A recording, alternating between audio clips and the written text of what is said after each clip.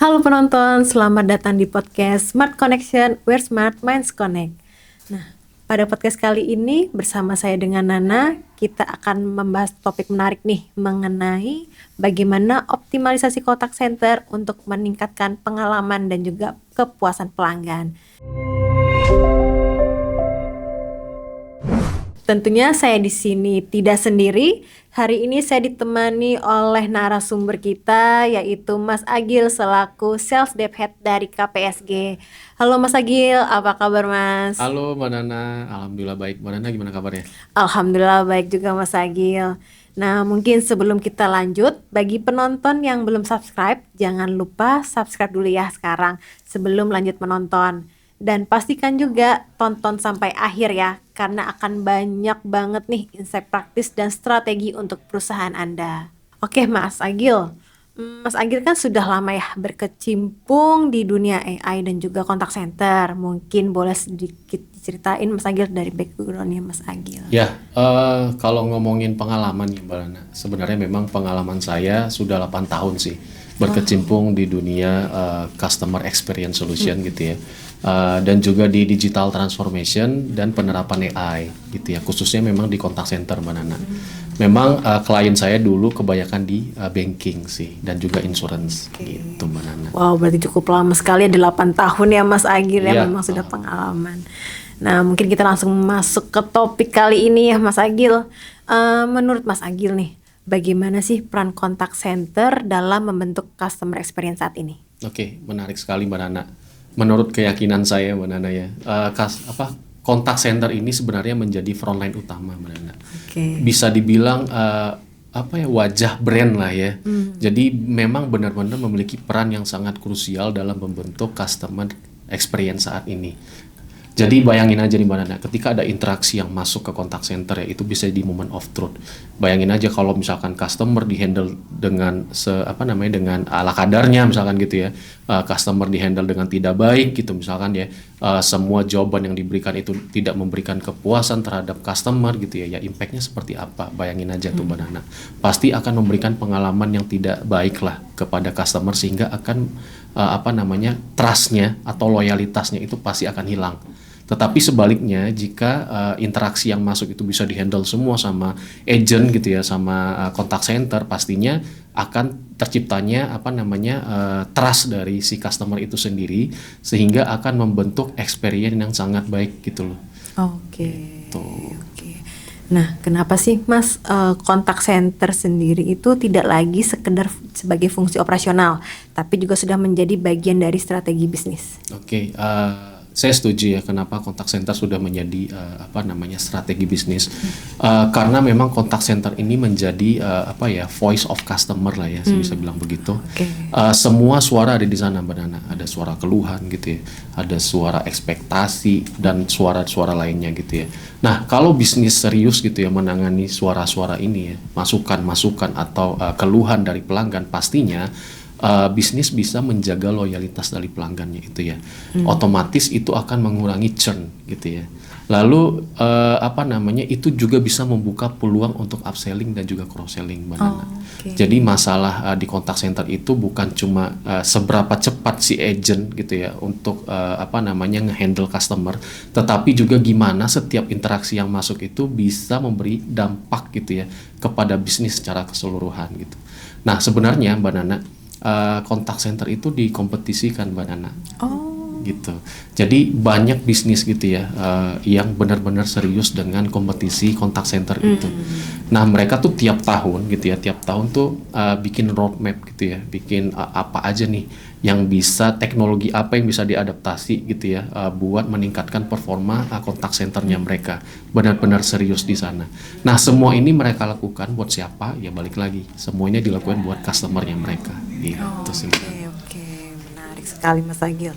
Nah, kalau boleh tahu nih Mas Agil, ekspektasi customer sekarang kan semakin tinggi ya. Pasti. Nah, bagaimana sih hal tersebut itu bisa mempengaruhi beban agent dan juga operasionalnya contact center? Ya, makin kesini memang ekspektasi pelanggan, customer ataupun nasabah itu sangat tinggi ya. Mereka itu selalu menuntut pengen dibalasnya cepat gitu ya. Betul. Pengen responnya itu instan, layanan 24/7 dan lain sebagainya gitu ya. Nah, kalau kita coba balik lagi ke zaman dulu gitu ya, ketika pelanggan atau nasabah itu pengen berinteraksi dengan kontak center ataupun menyampaikan keluhan mereka harus ke cabang gimana. Dan itu sangat effort sekali gitu ya. Nah, tetapi sekarang pilihan untuk bisa berkomunikasi dengan kontak center itu sudah banyak pilihannya gitu ya. Nah, bukan cuma tradisional channel gitu kayak hotline, teleponi dan sebagainya. Nah, sekarang itu sudah banyak tersedia digital channel kayak WhatsApp gitu ya, messaging ya, WhatsApp, email dan lain sebagainya. Nah, itu kan memudahkan pelanggan untuk bisa berinteraksi dengan customer care gitu ya, kontak center gitu ya. Nah, dampaknya apa ke operasional kontak center? Pastinya volumenya itu pasti akan tinggi gitu ya. Nah, apa yang dibutuhkan? Pasti mereka membutuhkan manpower gitu ya. Betul. Tetapi manpower ini kan biasanya akan berdampak terhadap cost di operasional itu sendiri kan. Nah, gimana caranya mereka buat mengatasi itu, bisnis buat mengatasi itu gitu ya. Nah, disitulah peran teknologi, Mbak Nana. Jadi teknologi itu dibutuhkan untuk bisa membantu bisnis mengakomodir semua kebutuhan ataupun semua inquiry yang masuk dari nasabahnya mereka gitu sih. Oke. Nah, tadi kan Mas Agil sempat mention ya bantuan dari teknologi juga. Mungkin apa sih sebenarnya peran teknologi seperti omnichannel, AI dan automation dalam meningkatkan kualitas layanan? Oke, mungkin saya perlu garis bawahi ya Mbak Nana. Teknologi di sini sebenarnya lebih ke enabler sih, bukan sebagai pengganti human agent ya. Oke. Gitu ya. Kenapa gitu? Karena memang di kontak center ini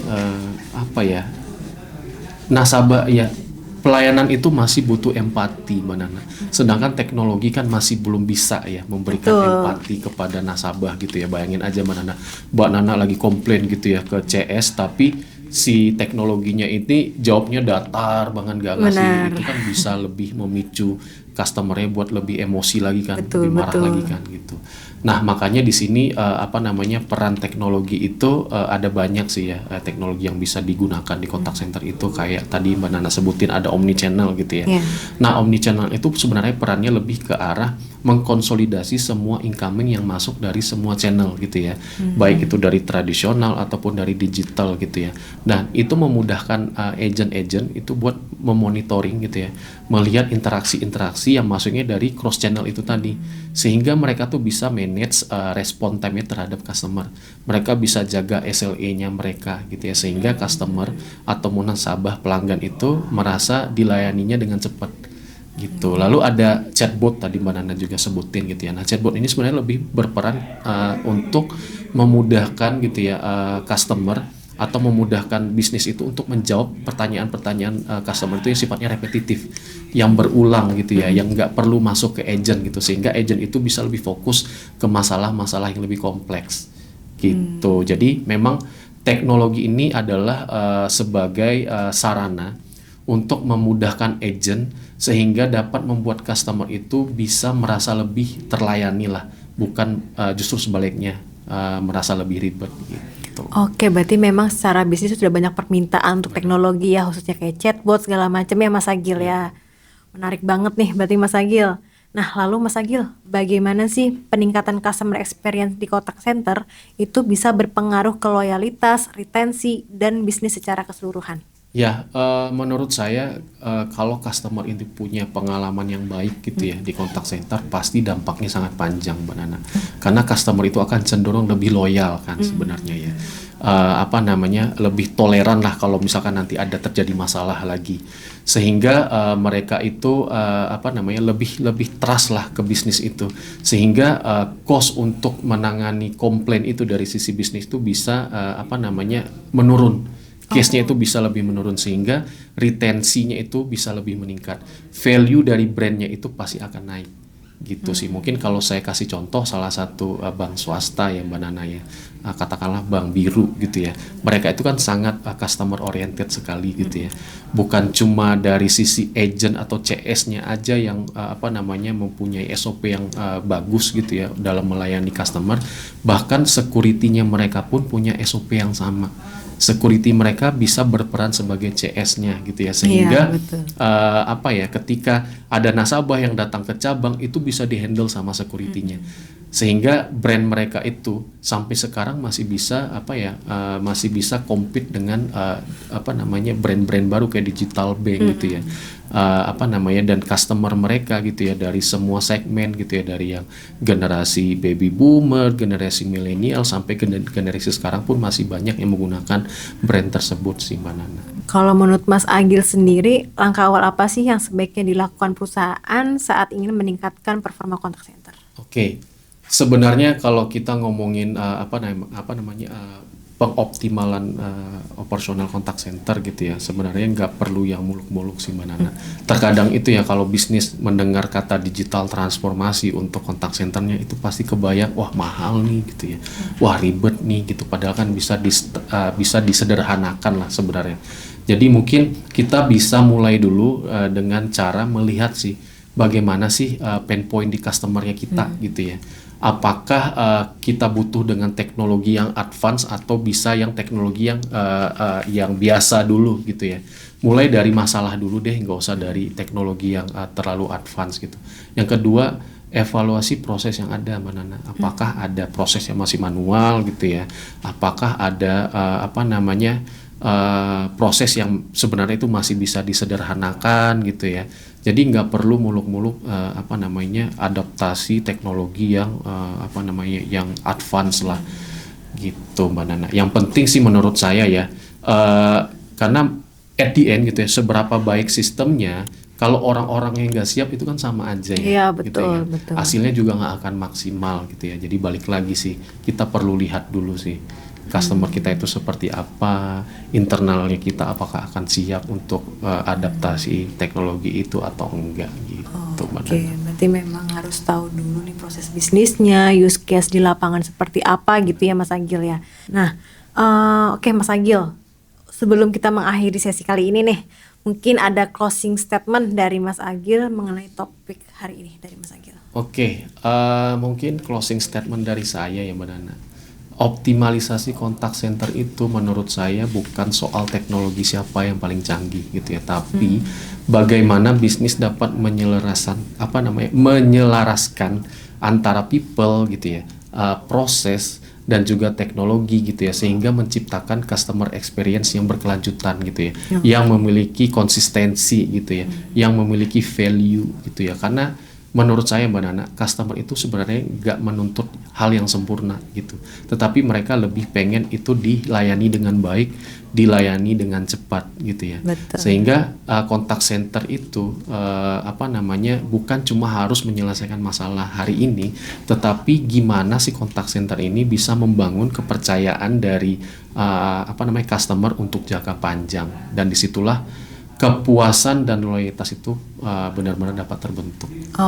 Oke, baik. Nah, berarti dari sesi kali ini kita tahu bahwa dengan mengoptimalisasi kontak center itu memang dapat meningkatkan pengalaman dan juga kepuasan pelanggan ya Mas Agil ya. Oke, kalau gitu terima kasih banyak Mas Agil untuk share-nya kali ini. Sama-sama Mbak Nana sudah mengundang saya juga ya ke podcast hari ini. Iya, sama-sama Mas Agil.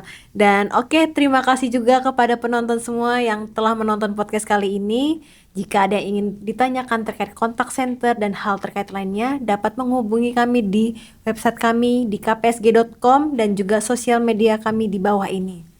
Selain itu, jangan lupa untuk like, share, dan subscribe channel kami. See you!